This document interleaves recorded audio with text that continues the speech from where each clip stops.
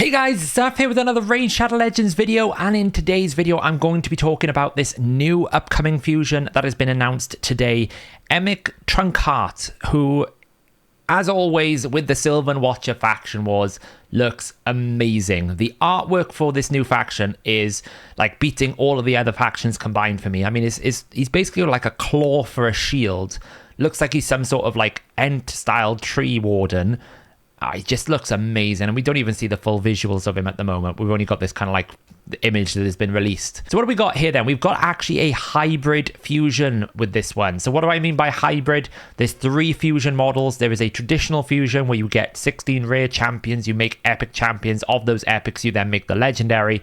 You have a fragment fusion collection where you basically collect parts of the champion by doing different events, and then you go into the summoning portal and then summon the champion.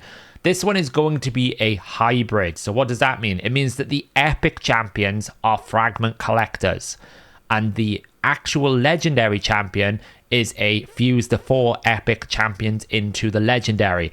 It is the hard model. They did it for Brogni, they did it for Lonatharol. They tend to do it when the champion is really OP. And I think this champion is not as OP as Gnut, but he's not that far away. So I don't like this model. I think it's really stressful. You cannot skip a beat, because the problem is with the traditional fusion, if you miss a rare, there's always a chance you might get it from an ancient shard or a mystery shard, right? There's ways to recover, unless you're Hellhades and you kind of mess it up completely and miss 2 rares. That's probably too far, but you know, you can get lucky. You can even sometimes pull like the epic. Now you can pull the epic here because it will probably be a brand new epic that they use, so maybe you get lucky and you pull the epic. But if you miss one of the fragments, you can't fuse the epic, and if you can't fuse the epic, the entire fusion falls apart. Whereas again with the fragment collectors, if it's just a fragment to a legendary, normally there's options to skip a few events here or there, because they normally do like 15 extra fragments left over. That's excluding winning tournaments, that's just left over. So you can normally go, you know what, I'll miss the second part of the summoning, or I'll do both summons so I can skip 3 tournaments, something of that nature. There's flexibility with the fragment collector. With these hybrid models, you often cannot afford to miss a beat, because they will provide you 100 fragments plus winning a tournament for each epic. You miss 1 fragment, the whole fusion is over. It's very, very stressful, and I'll be honest, I was hoping that this fusion would be quite poor, because doing double Gnut was hard enough.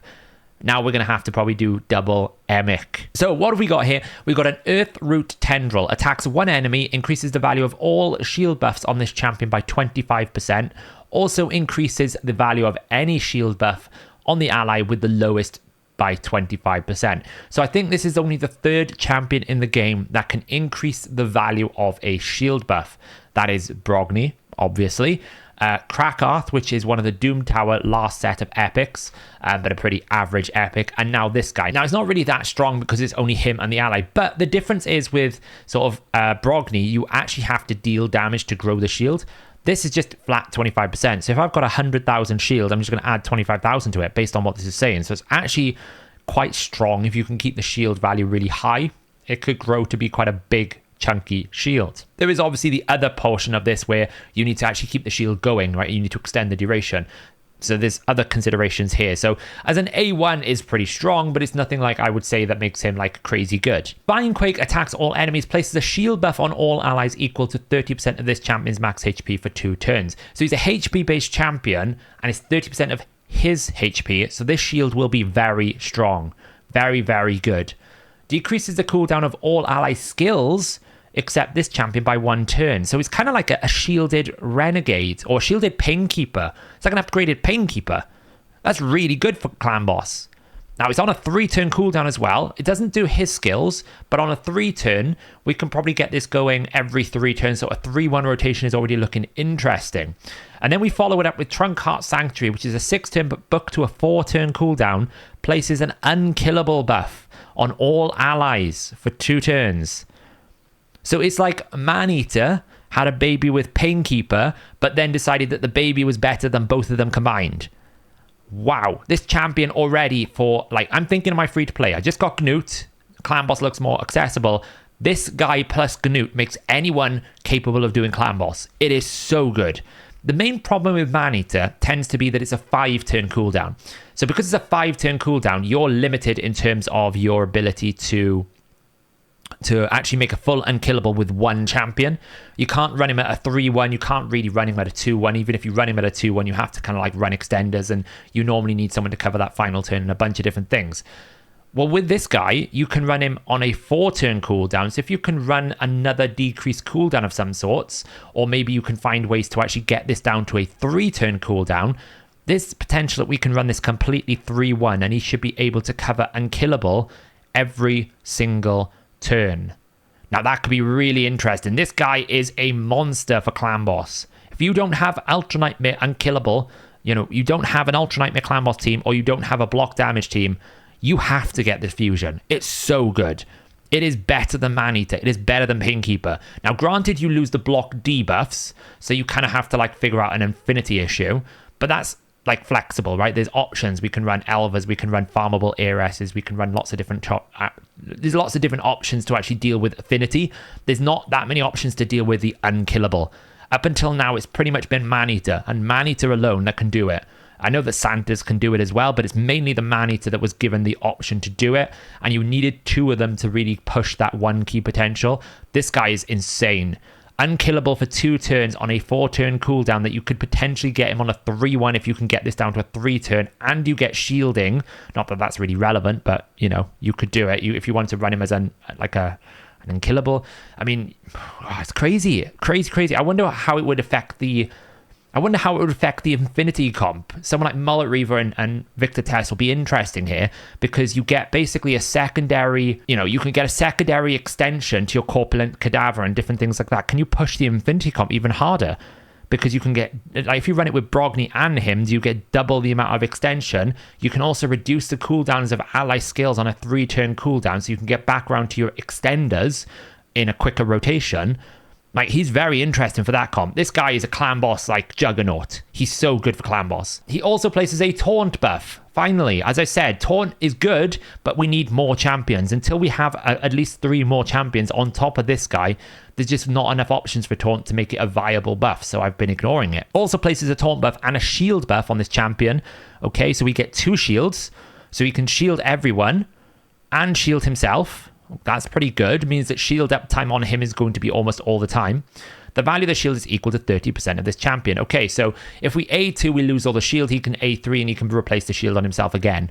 And then obviously he's increasing the shield value on himself on the A1. So he's always going to be under shield, which is really good.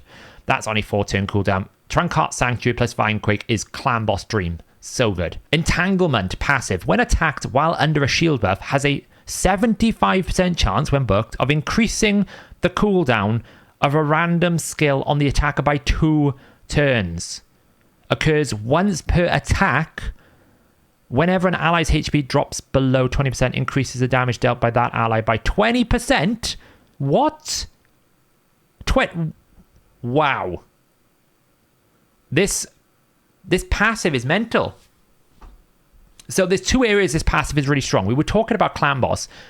You're going to be running no health most of the time. He's basically just going to give everyone in your team 20% more damage. Like, what? That's insane. That is so strong. That's basically giving everyone a bonus weaken. That gives everyone's books a 20% bonus damage increase. How crazy is that? But the more crazy part is actually Arena. We know that Warlords and Yumikos are really strong in Arena. This guy is going to basically have not so much reliable. It's not 100%. But if you like attack this guy, you're going to lose your skills pretty comfortably, pretty regularly. It's going to really mess you up. I don't know whether it's going to have like super high inviability because it's not consistent, but it's regular enough that it's going to be whenever you attack. Now, the good thing is he places taunt buff.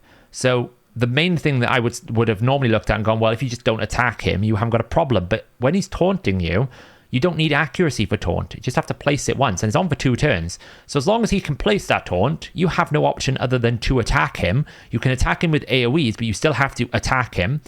And you're basically going to end up dropping your skills cooldown.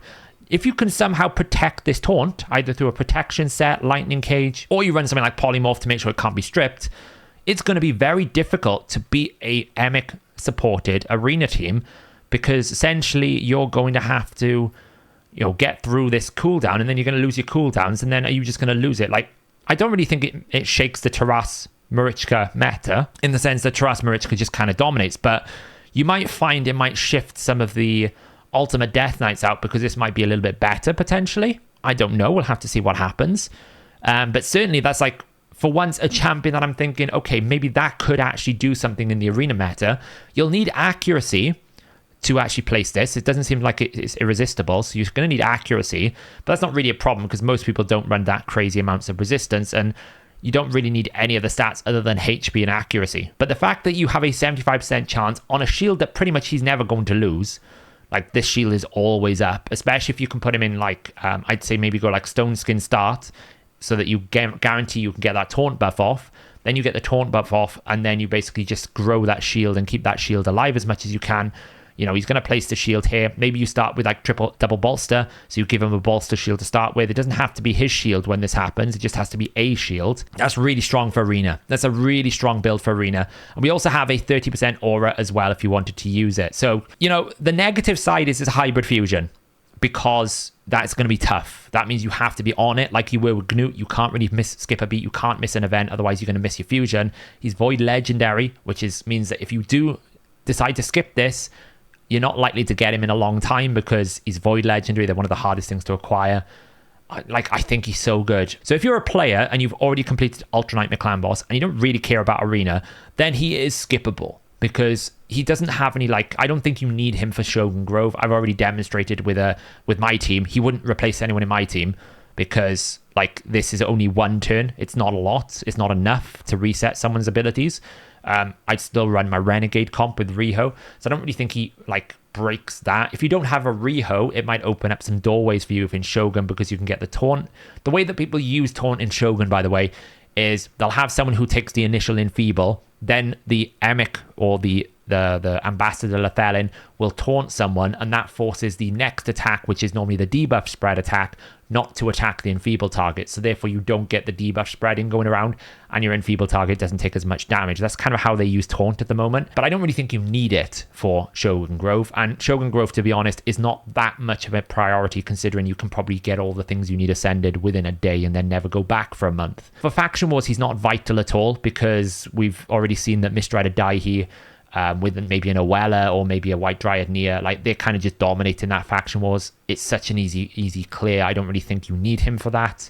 So you're kind of looking at it, okay, do you need a clan boss champion? If you haven't got Ultra Nightmare, like my free-to-play is almost like I have to do this because it will give me Ultra Nightmare. If I don't do it, I'm back to trying to build a traditional team. For my main, I'll obviously get him because I get every champion, and you know I do a bit of high-end arena from time to time. And for Clan Boss, he looks really crazy fun. He looks like a crazy champion you can do lots of unique things with. So that's your position. Do you care about doing fun things in Clan Boss? If you've done Clan Boss and you don't care about arena, he's not that important. He's still a very, very good champion, so skip at your own risk. But you're not going to, like, it's not like missing Gnut, where Gnut is just going to every single one of my high-end game teams now. Every single Doom Tower boss, Gnut is just coming in and one-shotting it. Like, he just replaces so many... He's just used everywhere. It's not like that. You won't use him everywhere. But in certain areas, he's going to be very strong. So there you go, guys. That is Emik Trunkheart. I wanted to give you my opinions just because it is a Void Legendary and it looks a bit like a big fusion. Let me know in the comments below what you think about Emik Trunkheart. I will say he gets like a 5 out of 5 for me just for the skin. He looks so amazing. And I would just happily get him just for how he looks. You know, well done, Player Art Department. You know, if you're not asking for a raise yet, Player Art Department, between Kota and this, go ask for it. You definitely guys deserve it. Yeah, let me know in the comments below what you think about Emik Trunkheart. Obviously, the fusion model is negative, so let's try not to be too negative about the fact that it's a hybrid fusion model. I don't like them, but it is what it is. And we'll have to see how difficult the event will be. I would imagine it's going to start next week. I haven't really got the exact date to hand. But yeah, let me know, guys, what you think, and I'll catch you in the next video.